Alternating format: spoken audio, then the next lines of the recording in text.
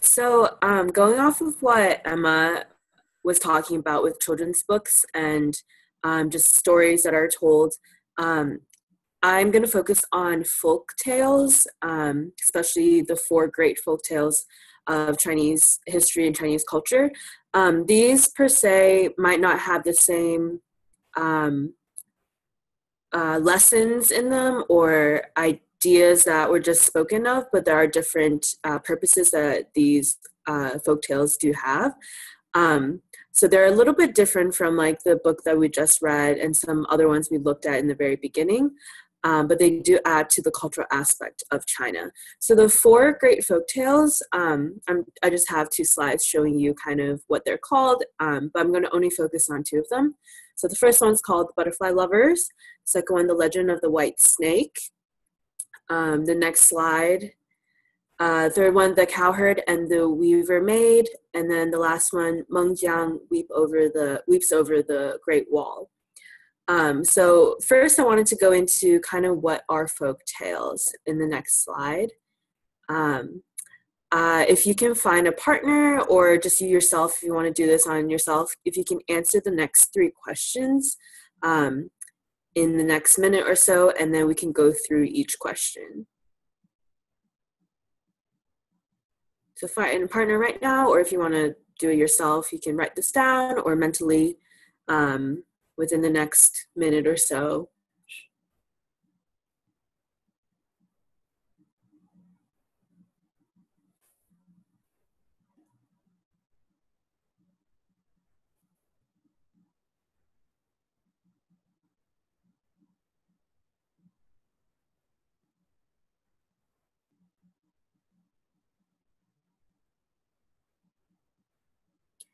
And if you're done with discussing these three questions, just raise your hand and so I can get a gauge if everyone is done before the minute is over. Okay,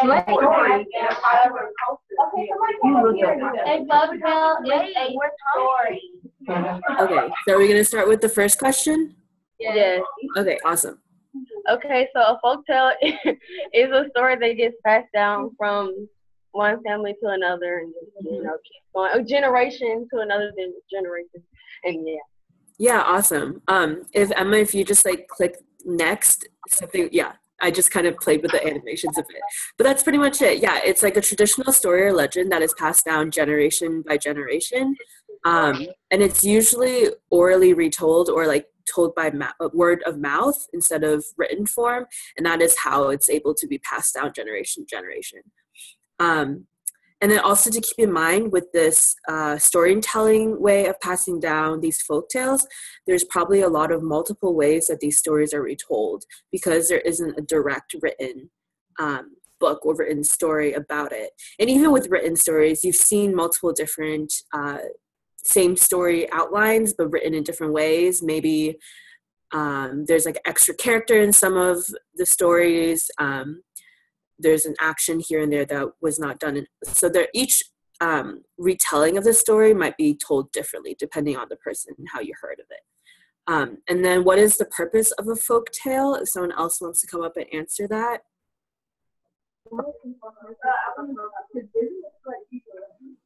Like to teach, like to teach a lesson, like all of them have a moral, yeah. Yeah, no, that's great. Can you click the next? Yeah, so folk tales tend to have, like you said, a lesson of life or a theme, a universal theme that you talk about, like obedience or honesty kind of thing. But it also can explain for certain aspects of a culture. So like it can explain for a reason why a culture believes this superstition or a reason why this structure in this culture has been there for so long. So the stories that I'm going to be focusing on tend to really focus on this explaining a certain aspect of a culture or idea that a culture believes in, kind of. And then finally, the last question, what are some characteristics of folktales? So what do folktales include usually? What are the characters like? What's the story like? If anyone wants to come up and answer that.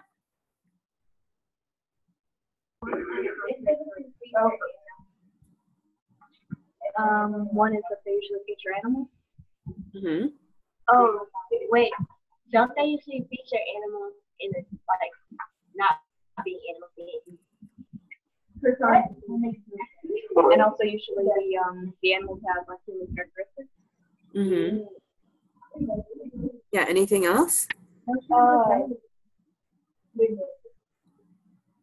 Does anybody else have something?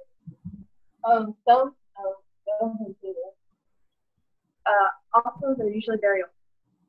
Yeah. They're what? I said that sometimes they will involve supernatural activity. Yeah, very nice. Okay, or is there another one? Okay. I saw that like older folktales show like how something like started or came about. Yeah, like a tradition or something, how that started. Mm-hmm. Okay, cool. Yeah, those are all right. Down here, yeah, magical events, supernatural characters or animals. Sometimes, usually, the animals are able to talk or like communicate with humans. Humans have special abilities, or there's like gods or goddesses coming up from the sky and all that stuff. And archetypes and such go into these. So yeah, everything that you all said does come into this. Okay, so now we've kind of defined and understand what a folk tale is. We can go into the folk tale. The two that I'm going to focus on, and we're going to watch a video as well. The two that I'm going to focus on in the next slide are the butterfly lovers and the Mengjiang weeps over the Great Wall. So the first butterfly lovers, if Emma, you can just go skip to 1 minute in. Y'all got both the stories. I know there's parts of it that were kind of volume-wise didn't work and they talked really fast, but pretty much the butterfly lovers included, it's kind of the Romeo and Juliet, as people say, of Chinese history and storytelling. And then Mengjiang, in the end, I'm not sure if you all caught, but like when she went to go find her husband, it turned out that her husband died of exhaustion from building the Great Wall, and that's why she was weeping for 3 days. And then her, like the amount of tears that she was weeping caused a dent within the wall and like bricks to fall off and such. But if you can go to the next slide. I think. Okay, so with those two stories, with what we just talked about with folk stories, like the purpose of the tale and what kind of characteristics it had, if you can find a partner again, take a bit, and those two stories that we just looked over, if you can find out like what was the purpose of it, and if there was a purpose or if there was a cultural aspect connected to it, and what were the characteristics of the two stories.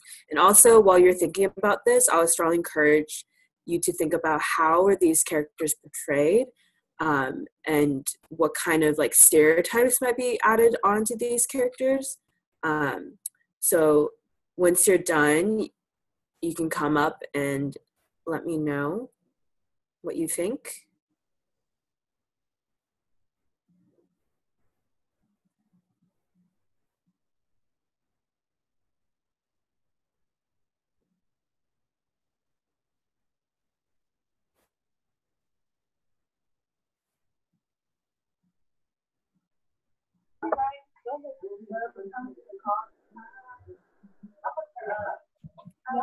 Or I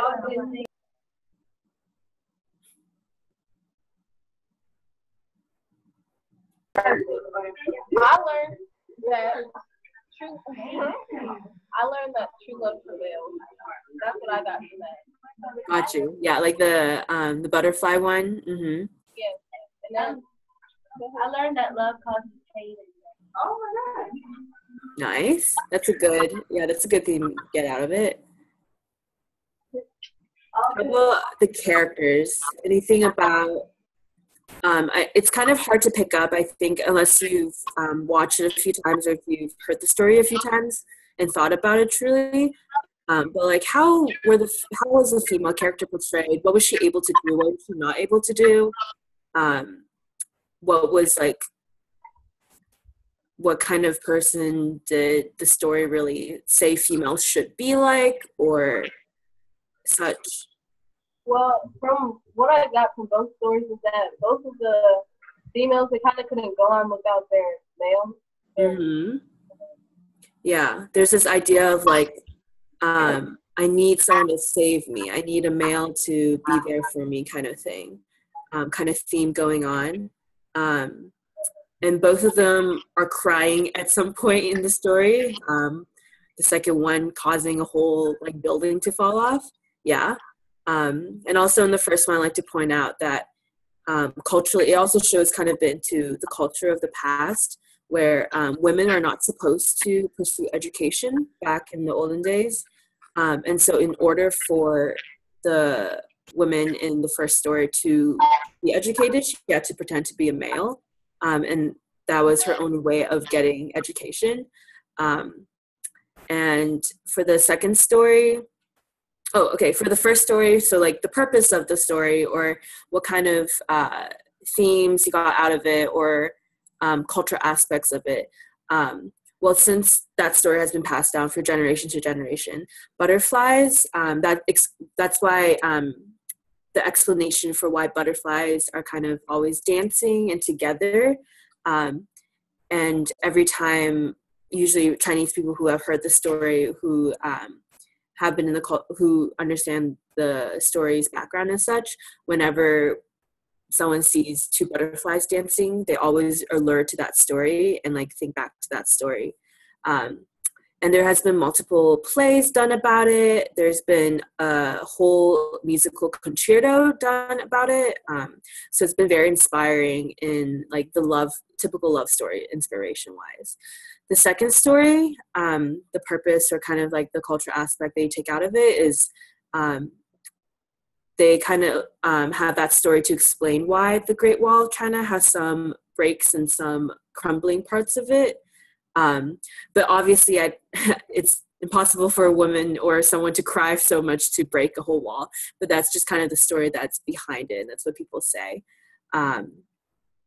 But yeah, so those two were just two of the 4 great folktales of China. If you're interested, you can look into the other 2 folktales, the one about the white snake and the other one about the cowherd and the maiden, or the weaver maid. They're both very interesting, very much kind of has superstitions that come out of them that Chinese people kind of follow or think about. But now we're going to go into our discussion after thinking about both what Emma presented and I presented.